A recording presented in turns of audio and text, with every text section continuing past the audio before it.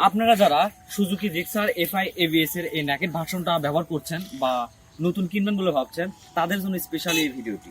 তো বাইকটা কেনার পর আমি একটা ভুল করি। ভুলটা হচ্ছে কি, আমি বাইরে থেকে হুইসেল কিনে একটা মেকানিক্যাল দোকান থেকে আমি হুইসেলটা লাগাইনি। তো মেকার এই জায়গায় হুইসেলটা লাগাই, আর আমার ভুলটা হয় এই জায়গায়।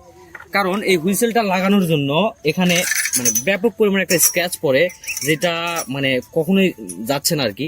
তো আপনারা কখনো এই ভুলটা করবেন না। আপনারা বাইক কেনার পর যদি সম্ভব হয় সার্ভিসিং সেন্টার থেকেই আপনারা হুইসেলটা লাগাই নেবেন। কারণ এই পাশে এই জায়গায় এই বক্সের মধ্যে হুইসেল লাগানোর মানে অনেক ভালো একটা ব্যবস্থা আছে, যাতে করে আপনি সাউন্ডটা অনেক ভালো হবে আর আমার মতো এরকম স্ক্র্যাচও করবে না।